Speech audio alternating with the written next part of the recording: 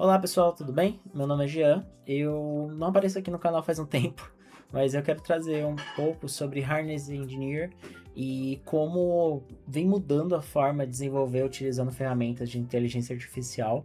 Vou mostrar um pouco sobre os principais nomes que a gente tem quando fala de inteligência artificial, MCPs, skills, passar sobre conceitos que estou utilizando no dia a dia e mostrar de forma prática como conseguimos aplicar isso.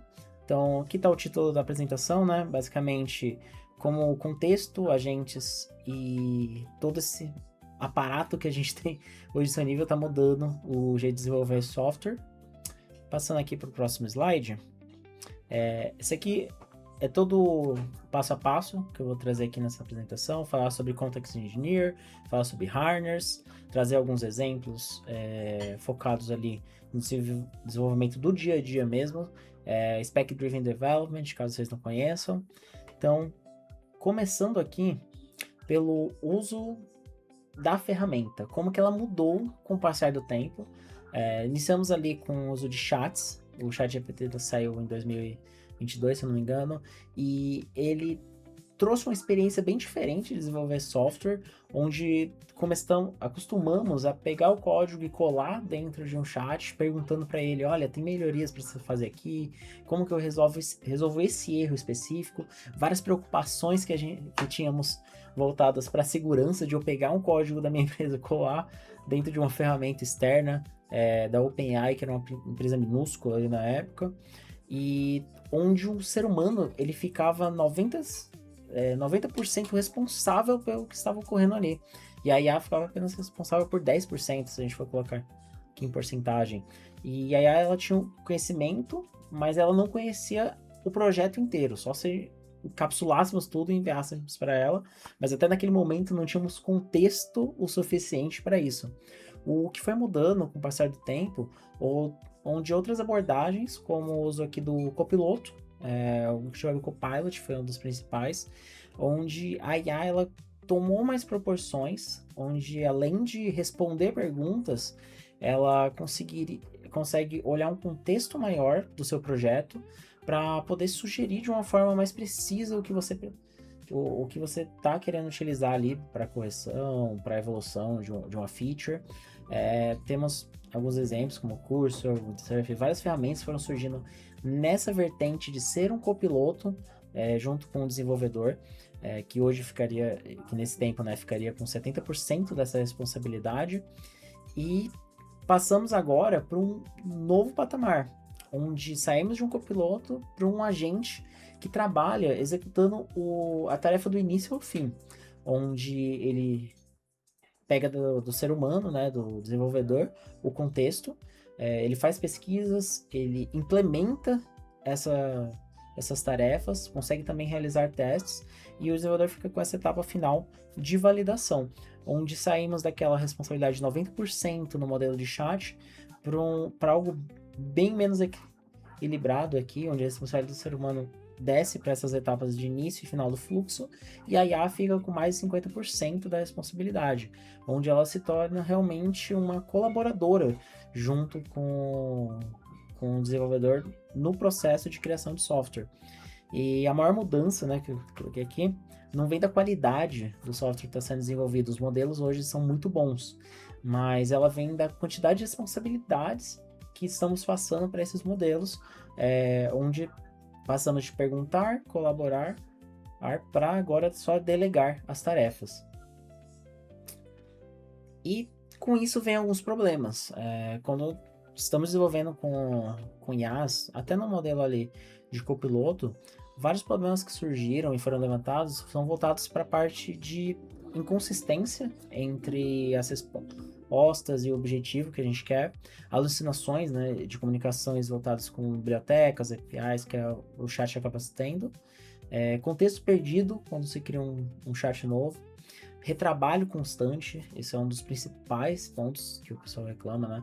Onde eu preciso ver o código que a IA gerou, o código não ficou tão bom, então eu tenho que reescrever esse código, o que acaba causando, além de maiores custos, uma sensação de que eu não estou sendo produtivo, com aquela ferramenta.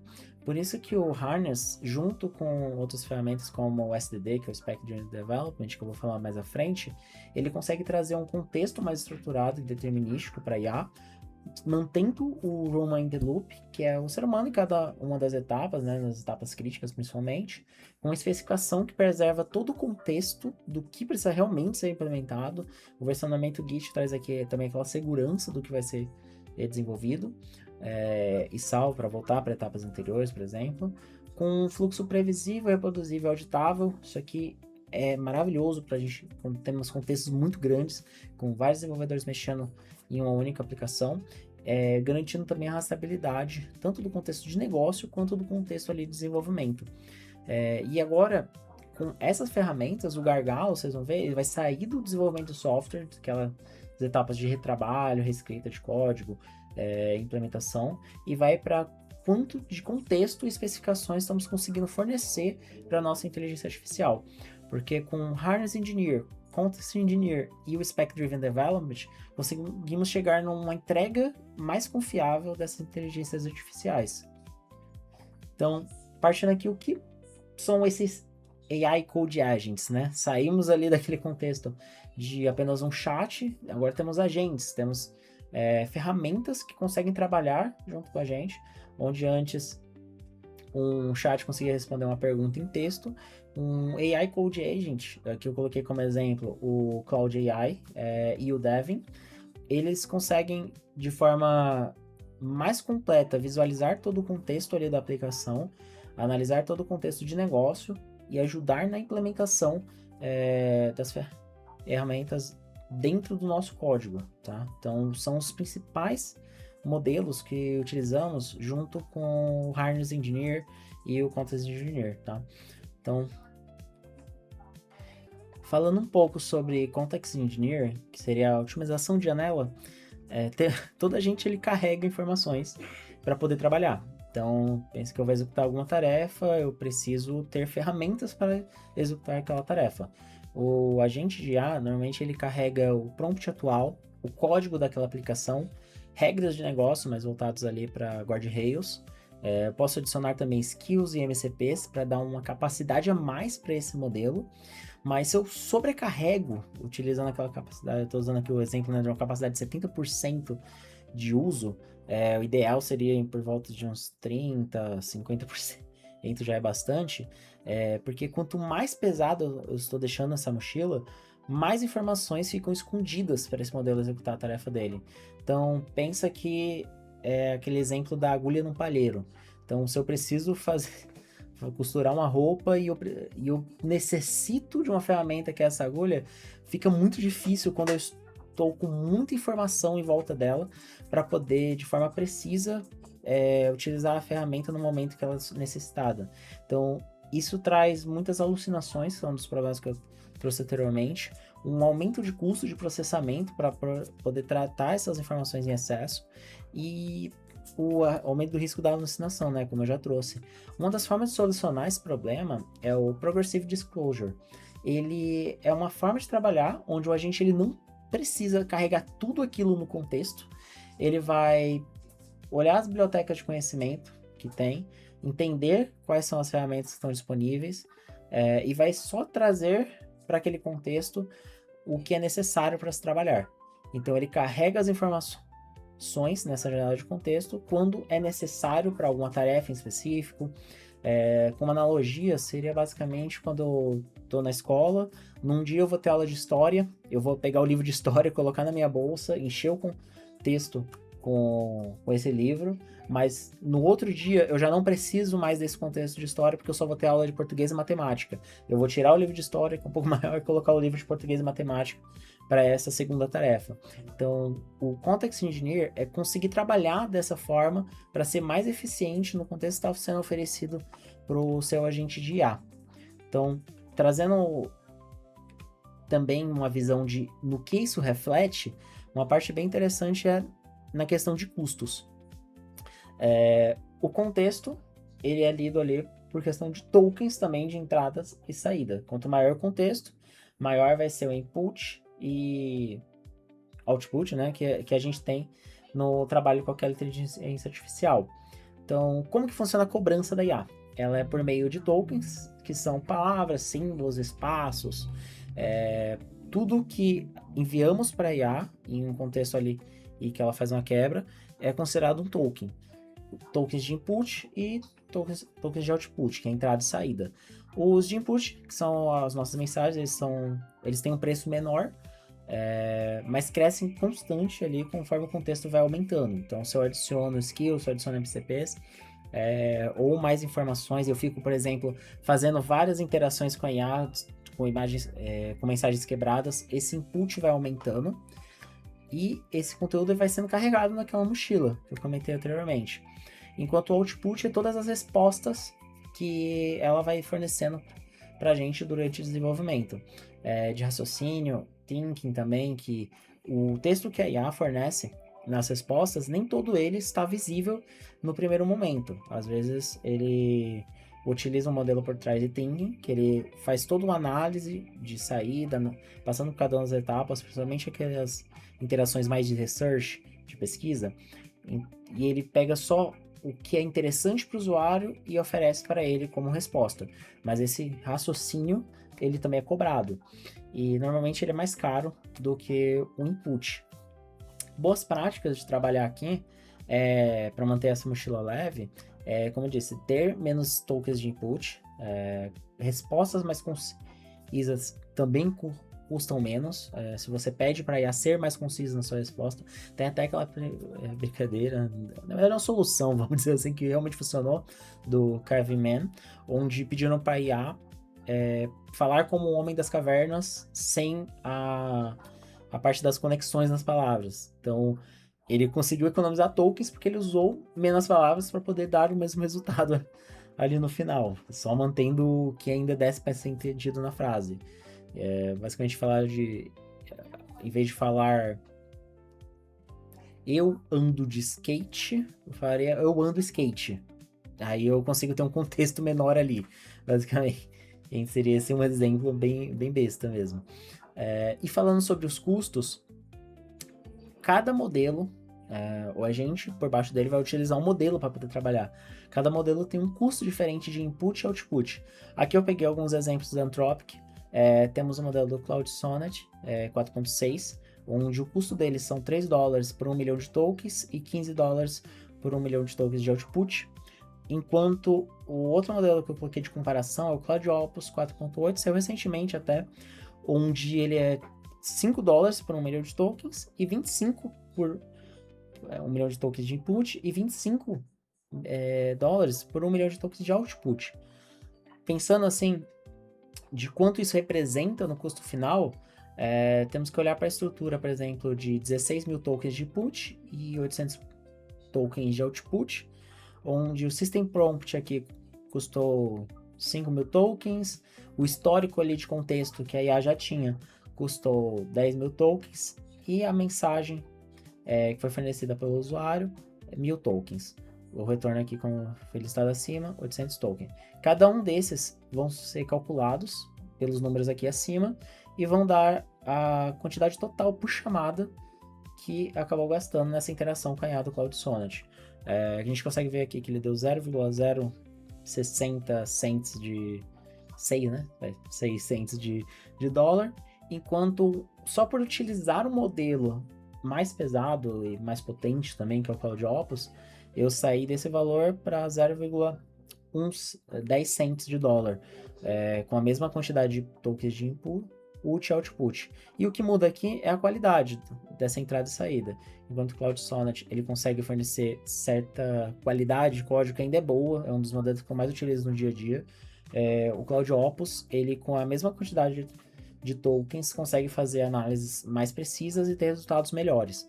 É um dos pontos que a gente consegue analisar quando quer falar de uso de IA e escolha ali do melhor modelo. E pensando nisso, como que entra o harness? E o que é o harness, né? Eu falei harness engineer várias vezes aqui, mas vamos entrar então um pouco mais a fundo no conceito. É uma prática de projetar instruções e ferramentas onde conseguimos trabalhar de forma mais confiável e previsível com os agentes.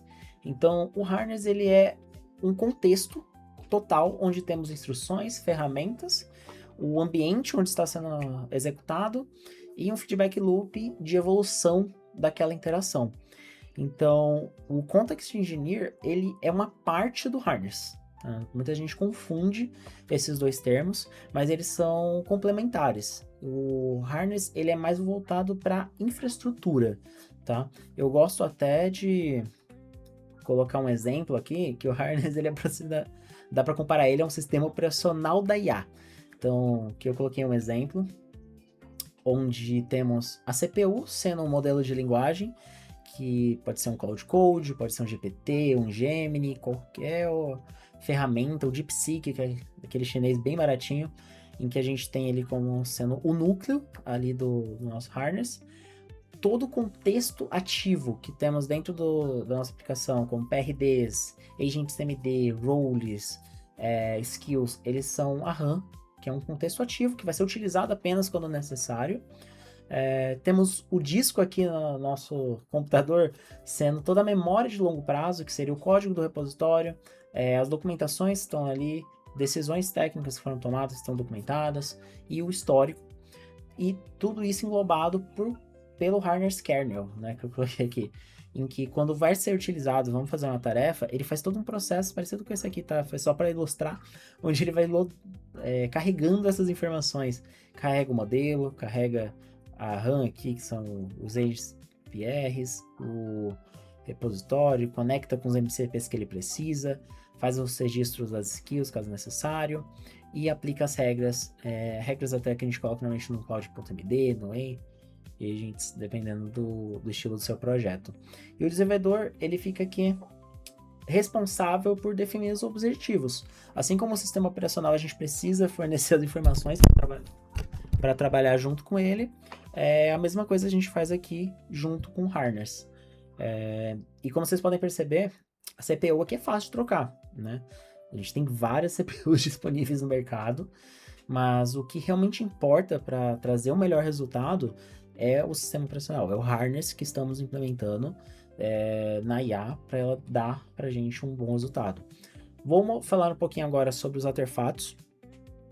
Como eu disse, vários nomes foram surgindo, várias coisas estão sendo discutidas no dia a dia sobre o uso de IA, e vou tentar explicar os principais, mas como eu disse, várias coisas vão surgindo com o tempo.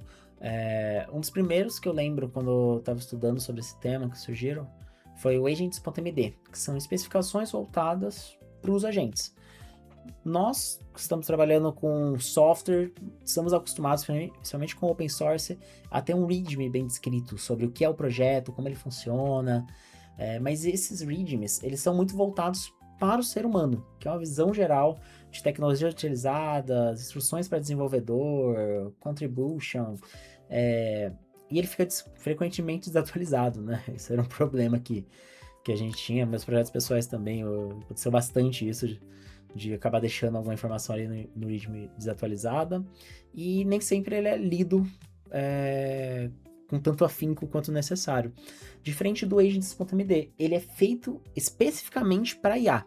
Então a gente vai passar para o IA esse contexto de quais são as responsabilidades dela dentro do repositório, quais são as skills disponíveis, as regras disponíveis dentro dele, especificações de como rodar essa aplicação, como trabalhar dentro dela, tudo isso fica dentro do Agents.md e ele é carregado de forma automática pelos principais modelos e pelas principais IDEs, quando a gente está trabalhando ali para o GitHub Copilot, com o Cloud Code, ele já consegue entender esse arquivo e faz a injeção dele dentro do nosso contexto de forma automática. E como a parte de atualização fica muito mais simples, porque o modelo, como ele está nesse processo de atualização e entendimento, ele já começa a fazer também em essa atualização conforme a necessidade. Eu vi que a forma de executar essa aplicação, os testes de integração dela mudaram com o tempo, então eu já vou adicionar isso dentro do meu Agents.md. Então ele se torna um documento mais vivo do que o README. Não que o README não seja importante, ele ainda é importante, tá? Então, aqui tem um exemplo que eu coloquei de Agents.md, onde normalmente dentro dele vem aqui umas informações sobre qual é a stack, quais são as ferramentas, como que ele tem que trabalhar, algumas regras obrigatórias. Isso aqui é muito bom de ter dentro do Agents.md, nunca comitar sem testes unitários, idempotência, logs estruturados em JSON para o Datadog, coisas que você quer que seu time siga, você vai falar para a IA seguir também, porque querendo ou não, quando você está trabalhando junto com um sistema de IA, você está pegando como se fosse um desenvolvedor novo que chegou no seu time e passando informações para que ele consiga fazer a tarefa que está ali no board. Então aqui você tem que fazer esse mesmo processo, assim como colocar proibições. Olha, você não pode expor dados sensíveis, você tem que trabalhar com essa lib específica de testes. É tudo importante que você dirija por meio desse arquivo. Falar um pouco também sobre o MCP, que são os Model Context Protocol. Basicamente, eles são uma camada de interação para os agentes de IA conseguirem se comunicar com ferramentas externas. Então, eu tenho o meu agente ali do Cloud Code querendo utilizar dados de logs do Datadog. Eu consigo utilizar o MCP do Datadog, que está aberto ali para uso, para fazer essa integração de forma menos custosa, porque o que acontecia antes do MCP, tá dando contexto. Eu poderia falar para o meu agente de IA, olha, entra no site datadog.com, faça essa busca com essas informações nos logs e tire print da tela, analise o que foi retornado do HTML para poder fazer a tarefa de análise de dados sensíveis, tudo que você precisar. Tudo isso enchia a janela de contexto, dificultava a forma de trabalho. O MCP, ele vem para abstrair toda essa dificuldade. Então, a comunicação que eu preciso fazer com ferramentas como Datadog, GitHub, Slack, todas elas são feitas agora por meio de interfaces. Então, o meu agente verifica que tem um MCP, por exemplo, do Jira conectado, ele vai conseguir listar as tarefas que eu perguntei para ele especificamente do Jira, ou ele vai conseguir se conectar com o GitHub, listar os PRs abertos e trabalhar só com aquele contexto que é específico para a necessidade do modelo. Então, o MCP ele ajuda muito nesse processo de integração com outras ferramentas. Você pode fazer MCPs para integrações com API, com integrações com banco de dados. O céu é o limite aqui, tem bastante funcionalidades.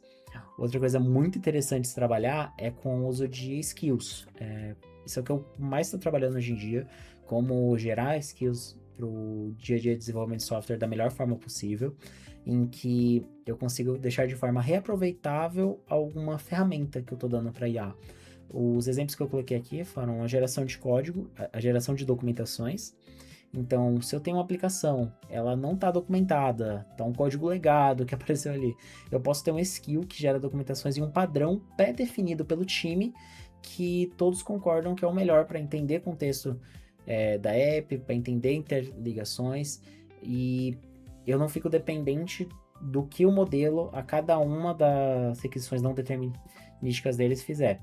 Então, eu posso também definir padrões na geração de testes unitários, onde eu vou definir que só vai se utilizar a lib de Unity 5 mais Mockito para fazer esses testes com Spring Boot.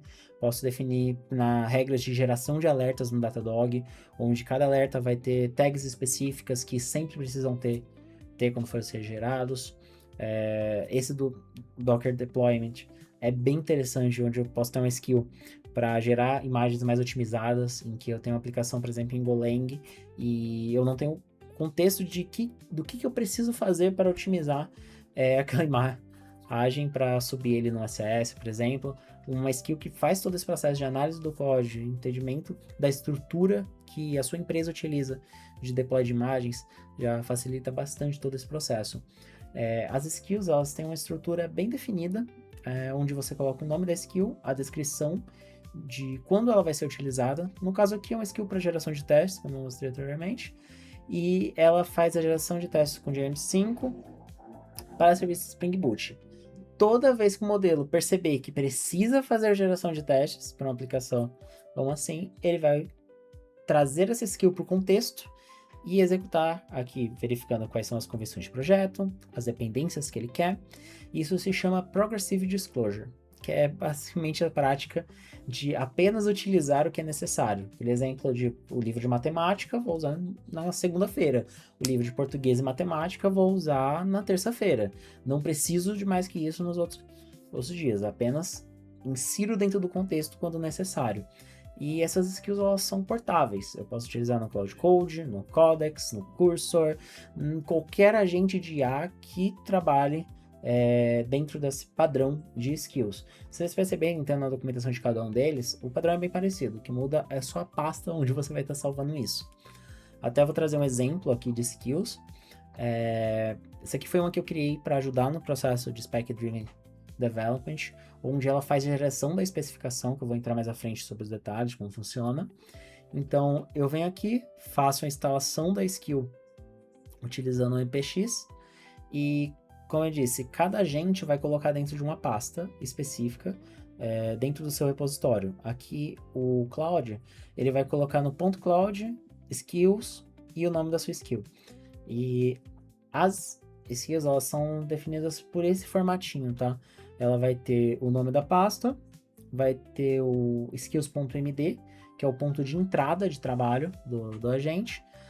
Pode ter informações de referência para complementar o que tem no skill.md, que o ideal é que o skill.md ele seja um direcionador, não seja um arquivo tão grande assim, então ele vai, sempre que precisar de alguma informação, direcionar para alguma referência, direcionar para algum template, por exemplo, que eu tenho aqui na minha skill, templates de PRDs, templates da spec em si, de como gerar um project context.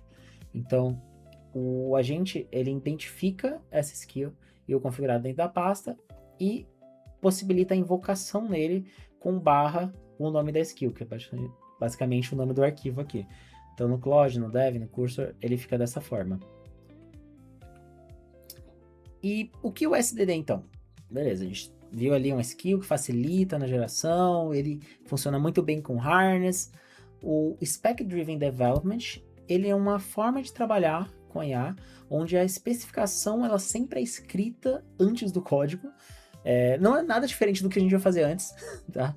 Mas aqui entramos numa importância maior que damos à especificação, onde definimos o comportamento esperado, contratos, critérios de aceitação, e é basicamente o contrato entre o ser humano e o agente de IA que está desenvolvendo. O Spec Driven ele sempre vai ter o Human in the Loop, que é a validação humana em cada uma das etapas, e o ser humano ele fica responsável pelo que vai ser desenvolvido, e fornecer essa informação do que vai ser entregue, e a IA do como. Tudo bem, você quer essa feature? Então eu vou desenvolver dessa forma, que a gente passa pra gente. E ele trabalha com texto estruturado para poder fazer isso. Faz a análise do PRD, análise do agent roles, análise do contexto, para poder criar uma especificação mais detalhada. Isso ajuda a ter uma rastreabilidade também. Se eu tenho uma especificação do que vai ser implementado, eu consigo compartilhar isso com o time, consigo compartilhar isso com o time de negócios, qualquer stakeholder que precise dessa informação na hora de trabalhar.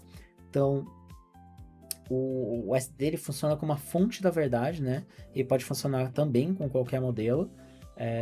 Se vocês perceberem, durante essa apresentação, eu estou tentando apresentar conceitos que são replicáveis em qualquer ferramenta de IA que está sendo vendida hoje em dia, para a gente não ficar preso também a nenhum vendor working, sabe? Então, a especificação é fornecida para o agente de IA, que vai gerar o código, gerar os testes que validam, e o humano faz a etapa ali de confirmação e validação do code review, do PR. Caso tenha algum ponto, ele pode até voltar para analisar, mas a ideia é que quanto mais refinado seja a especificação, menos retrabalho a gente tem, ou que seja nenhum.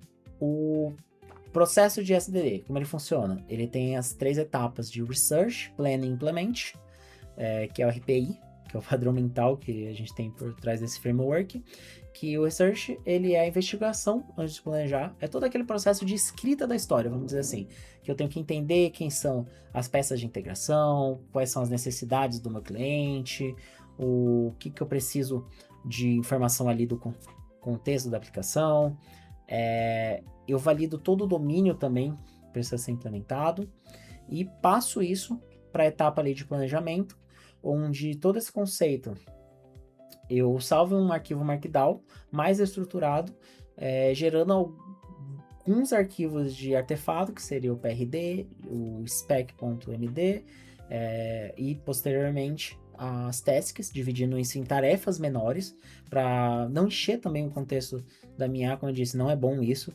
Então, quanto mais estruturado tiver sua especificação e dividido, mais fácil é do seu modelo não alucinar. E com isso a gente tem a etapa de implementação, onde conseguimos executar, limpando toda a janela de contexto, a partir dos documentos gerados da spec.md e das tasks, aquele código e fazer a validação posterior. Então, todo o framework do SDD, a gente tem o Spec Kit, temos a skill que eu mostrei para vocês anteriormente, temos várias ferramentas de gerar especificações, mas todas elas vão seguir um padrão parecido com esse, de Search, Plan e Implement. Por que é interessante implementar o SDD? Quando não trabalhamos com ele, temos gerando código inconsistente, imprevisível, não sabemos exatamente o que ela vai sair ali de resolução, principalmente com um agente que tem acesso a toda a base de código, consegue mexer em vários arquivos ao mesmo tempo. Não é interessante dar tamanho e poder sem o controle, o guardrail para trabalhar. Isso gera também alucinações mais frequentes de outputs gerados, um contexto que se perde, como não temos documentos e artefatos, retrabalho constante daquele custo operacional, uma documentação que acaba não ficando atualizada, e o onboarding, tanto da IA quanto de novos devs, acaba ficando lento. E o SDD ele trabalha nesses pontos, fornecendo aquele contexto bem estruturado e compartilhado, o ser humano ficando na etapa de validação e reaproveitando todas aquelas outras ferramentas que eu mostrei, que eu já mostrei para vocês anteriormente.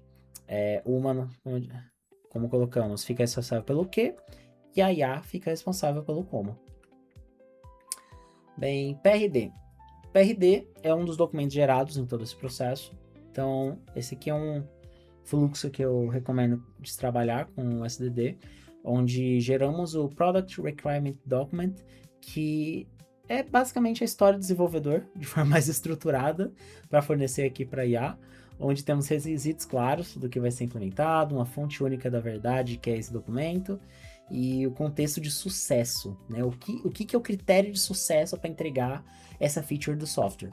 Então, essa é uma das partes mais legais de trabalhar, porque centralizamos todas as informações em um lugar só. Aqui tem um exemplo de PRD, tá? Para mexer no endpoint do Pix, eu coloquei de exemplo base, onde vamos processar uma transação com SLA de menos 2 segundos, que é o objetivo. A stack...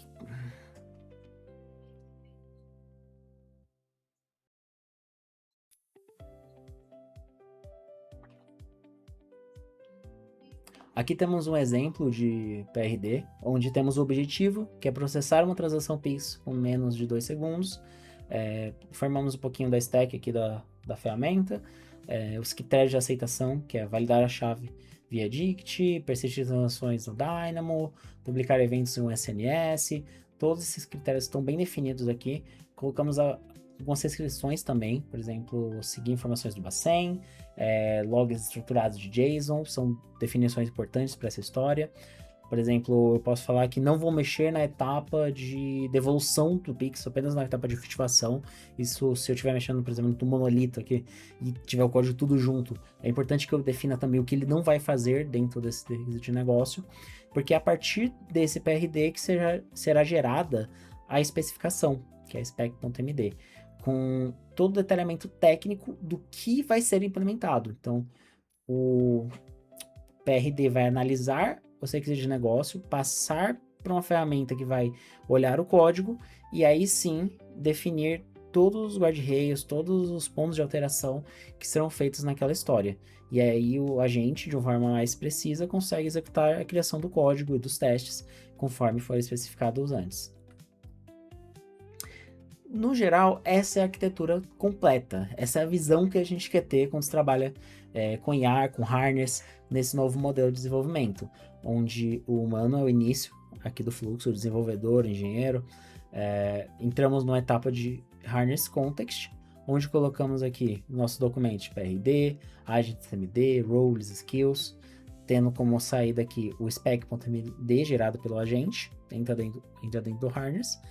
O humano, fazendo a validação dessa especificação, consegue passar pelas próximas etapas, que é fornecer para o nosso agente sendo qualquer um deles, é a tarefa de executar aquela especificação, saindo no final com um código Java, Kotlin, Golang, o que você quiser. É, definições de testes, documentações, tudo isso pronta para ser validado por meio de um pull request pelo desenvolvedor. Então, vamos entrar um pouquinho aqui no hands-on, no SDD na prática. Eu vou mostrar como que a gente consegue executar isso aqui e implementar no dia a dia. Então eu tenho aqui o meu projeto. Basicamente, isso aqui é uma prova de conceito que eu tinha desenvolvido para poder mostrar como trabalhar com rate limit com semáforos, token bucket, bucket4j. E eu criei uma história de usuário para a gente poder trabalhar em cima, onde a ideia é implementar o Leak Bucket, que é um algoritmo que não foi implementado ainda nesse repositório, que tem todo o contexto do que é o Leak Bucket, como desenvolvedor eu quero, toda aquela estrutura de uma história, realmente num board no Gira ficaria assim, dando um detalhamento técnico bem superficial de como eu quero essa implementação, e os critérios de aceite, o que eu defino como critério de aceite aqui para essa entrega. Então, indo aqui para a primeira etapa, para a implementação do SDD, eu vou fazer a instalação aqui da minha skill. Essa ferramenta Skill, NPX Skills, ele é ligado ali com a Vercel, onde a gente pode passar o repositório, esse aqui no caso é o meu repositório de skills, e eu passo a skill Spec Driven Build para ser instalada no agente do Cloud. Clicando aqui, ele vai fazer a busca dessa skill dentro do repositório. Isso aqui facilita, colocando no contexto do projeto, isso aqui facilita para a gente não ter que ficar compartilhando zip, não ter que ficar compartilhando repositório com a skill e ter todo aquele processo manual de configuração. Então, quando eu faço essa instalação, dá para ver que ele já colocou aqui dentro da minha pasta .cloud skills a spec driven build. Então, vou ver aqui. Temos dentro do repositório, agora a skill instalada. A skill é o skill.md, aquele readme onde eu estou numa estrutura que eu faço o direcionamento para qual arquivo de referência eu quero, para ele poder fazer a criação, e os templates que ele tem disponível. Todas as regras, todos aqueles pontos que são reaproveitadas entre projetos. Então, agora com a minha skill instalada, vou entrar aqui no Cloud Code e verificar, só abrir um pouquinho mais, verificar se eu já consigo visualizar a minha skill. No caso, apareceu aqui, Spec Driven Build. Beleza. Para usar, simples, Spec Driven Build. Ele identificou já que eu tenho esse arquivo de configuração ali em cima e vai começar agora a fazer o processo de análise. Aqui ele começou a primeira etapa, que é a coleta inicial de informações, em que ele faz uma análise para mim do projeto e do que será implementado. Ele já verificou que eu estou com um arquivo aqui salvo da história na raiz, para poder ser desenvolvido, e vai começar a fazer a criação aqui do meu Project Context, que é uma das etapas que eu coloquei dentro dessa skill, dele criar uma visualização de contexto do projeto que vai me ajudar na implementação dessa spec, e um arquivo de PRD. Então vamos esperar eles terminar.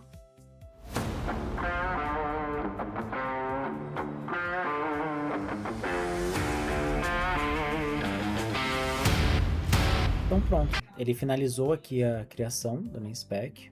Então se eu for aqui, dentro do meu projeto, ele vai ter aqui o Project Context, que como eu comentei, é um resumo de como está estruturada a minha aplicação, para poder facilitar na hora de implementar. E aqui dentro das docs eu tenho o PRD, que é aquele contexto de negócio que a gente viu antes da história, e tenho a especificação.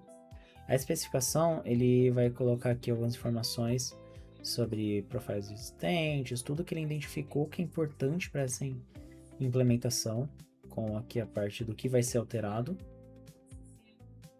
o que não muda, restrições, requisitos funcionais que serão implementados. Eu, como desenvolvedor, faço o processo de validação nessa etapa, verifico se tudo que ele colocou aqui faz sentido para o que eu quero desenvolver. Vou dizer que sim, só para a gente poder seguir aqui. E ele pergunta se pode gerar as tasks. Sim, pode gerar as tasks. Nessa etapa, ele vai desestruturar tudo aquilo que está dentro da spec para ficar de uma forma melhor, desenvolver em contextos mais isolados. Mas na forma que eu desenvolvi a skill, eu quis colocar que ficasse claro cada uma das dependências de uma task para outra, para que ele também não se perdesse no contexto de, como eu vou zerar a janela de uma task 1 para 2, eu não quero que você deixe tarefas em aberto antes de seguir para essa próxima. Então, tudo isso aqui, ele vai mostrar, assim que ele terminar a geração, dentro dessa pasta aqui de tarefas. Então, ele gerou a primeira tarefa, que é criar o serviço do Leaky Bucket, colocou o contexto do que será alterado e, como eu comentei, os critérios de aceite. Para ele definir que essa tarefa foi finalizada, ele precisa ter todos esses pontos aqui como ok. Aí ele vai seguir aqui para a geração das próximas tasks, e aí, passando para finalização, a gente segue para a etapa de implementação.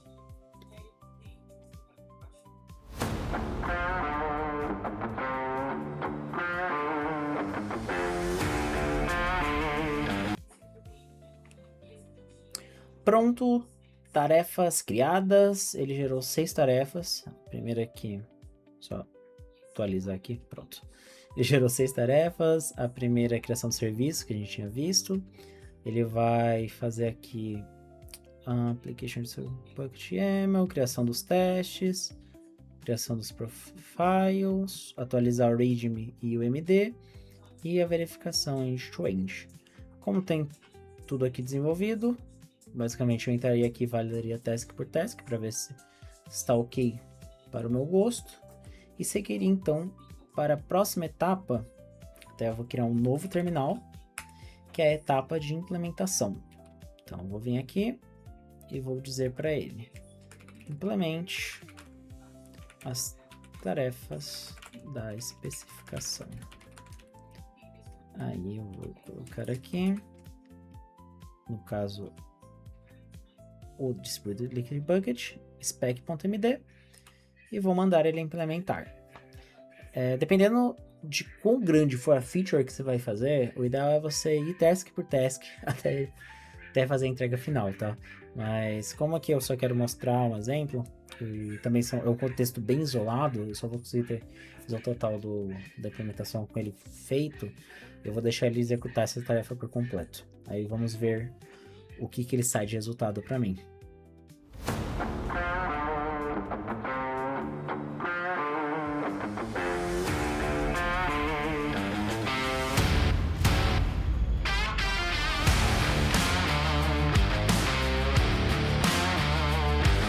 Pronto, implementação feita. Ele terminou aqui de executar, gerou o código. Vamos até olhar aqui dentro da aplicação. Temos o novo serviço voltado para o Leaky Bucket. Aqui tem toda a regra, ele adicionou o script Lua para manter um controle e fez todas as lógicas. Também executou criou uns testes aqui, né, usados para execução. E esse é o processo de implementação com o Spec Driven Build, onde ele faz a geração aqui das especificações. Até uma coisa interessante de olhar aqui é o quanto de custo o usage isso aqui levou. Então, se eu olhar aqui, ele levou, custou até baratinho, 800, 5 minutos para executar, 13 minutos de duração casual. Aqui tem a quantidade de tokens, então a gente pode ver aqui aquela questão de custos, né, que eu comentei, o quanto que ele teve de input, output. E uma coisa interessante, os modelos normalmente quando a gente usa eles com um agente, o agente troca de modelo de acordo com a tarefa para ter questão de economia também. O Haiku é um modelo mais barato, então ele custa menos por input, output, e normalmente é utilizado para tarefas mais simples. Então eu não preciso de um Sonnet, um Opus para todas as tarefas que eu vou fazer. Eu posso usar um Haiku para fazer algo mais simples. Então tem uns ganhos aqui. Então isso foi o custo e a janela de contexto que ele usou para a etapa ali de geração da especificação. E aqui após a execução do código, vocês viram, eu criei um novo terminal para o contexto vir zerado. Ele utilizou-se menos ainda de custo só para implementar o código. Então, todo aquele trabalho que a gente fez antes fez com que aqui eu tivesse menos interações, né? E consegui menos custos do que o modelo anterior, que teve que fazer toda aquela parte de análise com um contexto maior para poder gerar uma spec mais pré-definida. Quando eu já tenho a especificação, a parte de execução é muito mais barata e muito mais rápida também. Esse modelo aqui, ele demorou 3 minutos, 7, para poder executar como um todo. Enquanto esse aqui ele demorou mais tempo, porque ele precisou fazer uma análise mais aprofundada. Então, é isso, pessoal.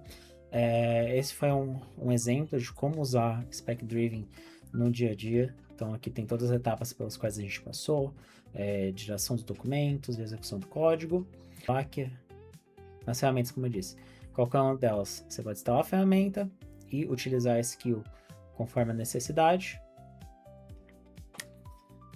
E como encerramento, eu quero trazer aqui que, na minha visão, o desenvolvedor do futuro não vai ser mais a pessoa que escreve o código, até meio estranho chamar de desenvolvedor, mas fica mais na cadeira de um arquiteto, de um engenheiro mesmo, que olha as questões de uma forma mais macro para poder fazer uma entrega de negócios, de features que fazem sentido para a empresa, para o projeto que você está trabalhando.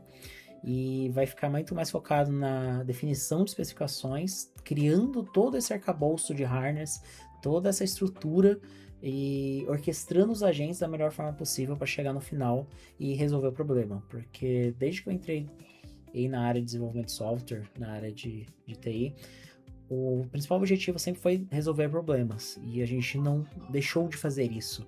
O que mudou, e sempre mudou, né, na nossa área, foi a ferramenta que a gente está usando para chegar nesse objetivo. Antes era Java, Kotlin, Docker, sei lá, qualquer ferramenta que facilitasse a gente a fazer uma entrega de negócio sustentável. Hoje, agentes de IA são a principal arma, a principal ferramenta mesmo para poder atingir esse objetivo. Espero que vocês tenham gostado dessa apresentação. Faz tempo que eu não faço material assim. Peguei várias referências aqui com a Gláucia. Gosto muito do material que ela gera. Alguns vídeos no YouTube, do Alder também, que falam sobre essas ferramentas. E aqui é um pouco do como eu estou utilizando no dia a dia e como eu vejo que esses conceitos podem ajudar outros desenvolvedores a fazerem entregas com essa nova metodologia, né, de trabalho com agentes. E é isso. Obrigado. Tchau, tchau.